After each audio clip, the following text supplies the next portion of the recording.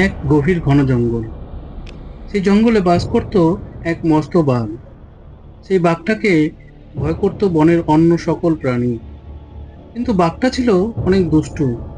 সে অন্য সকল প্রাণীকে ভয় দেখিয়ে তার খাবার সংগ্রহ করিয়ে নিত। তাই জঙ্গলের অন্য সকল প্রাণীরা বাঘের গুহার কাছে যেতে ভয় পেত। পাছে বাঘ তাদেরকে দিয়ে খাবার সংগ্রহ করিয়ে নেয় এবং তাকে কেউ ভালোবাসতো না। কয়েকদিন ধরে দেখছি কোনো শিকারের দেখা নেই। তাকে যে ভয় দেখিয়ে শিকার সংগ্রহ করাই। এমন সময় সে দেখতে পেল দূর থেকে শিয়াল গুহার দিকে এগিয়ে আসছে।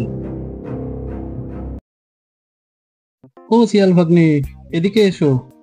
গত কয়েকদিন ধরে কোনো শিকার পাইনি।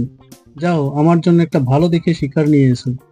আর যদি তুমি শিকার নিয়ে আসতে ব্যর্থ হও, তাহলে আজ তোমাকেই আমার আহার বানাবো। তুমি কোনো চিন্তা করো না মামা, আমি তোমার জন্য শিকার ধরেই আনবো।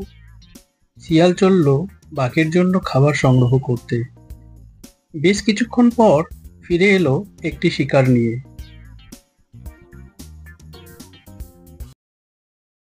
এই নাও মামা, তোমার খাওয়া, তুমি খেয়ে বিশ্রাম করে নাও। আমি প্রস্থান করলাম, আমাকেও আমার ছানাপোনাদের জন্য খাবার নিয়ে ফিরতে হবে, অনেক দেরি হয়ে গেল।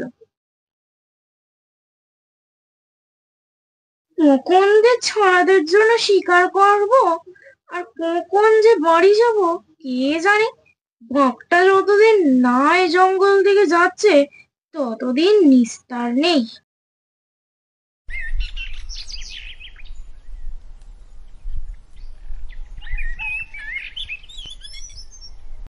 অনেকদিন হয়ে গেল গুহার আশেপাশে কারোর আনাগোনা নেই।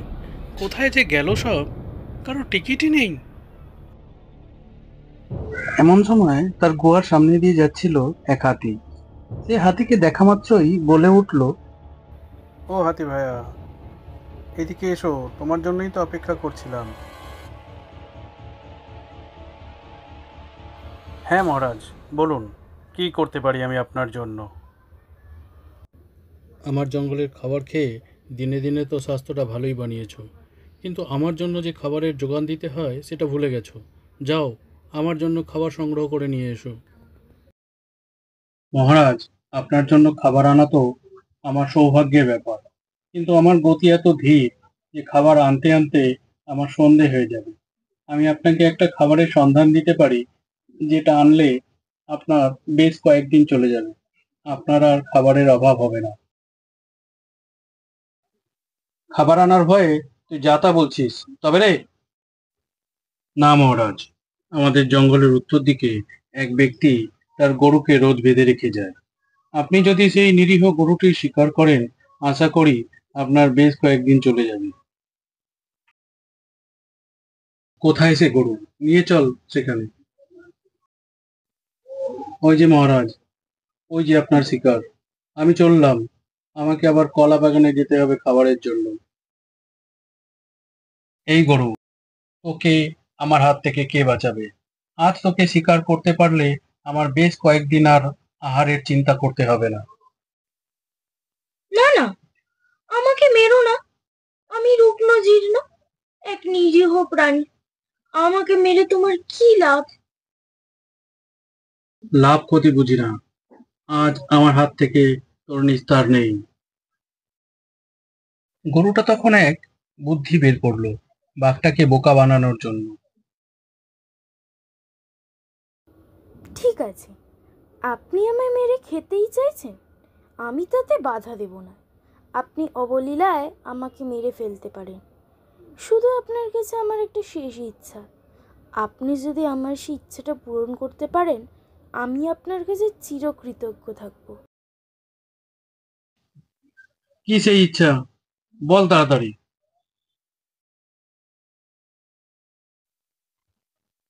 আমাকে আমার মালিক যেখানে কমা ঘাস সেখানে বেঁধে রেখে গেছে, আপনি যদি আমার দড়িটা একটু খুলে দেন তাহলে আমি একটু কচি ঘাস খেয়ে একটু তরতাজা হতে পারি, তারপর আপনি আমায় মেরে খেতেই পারেন।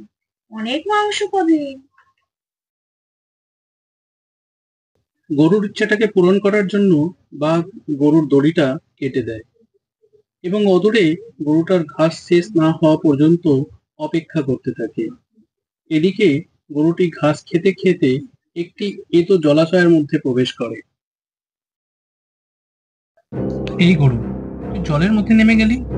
তুই মনে করেছিস আমার হাত থেকে নিস্তার পেয়ে যাবি?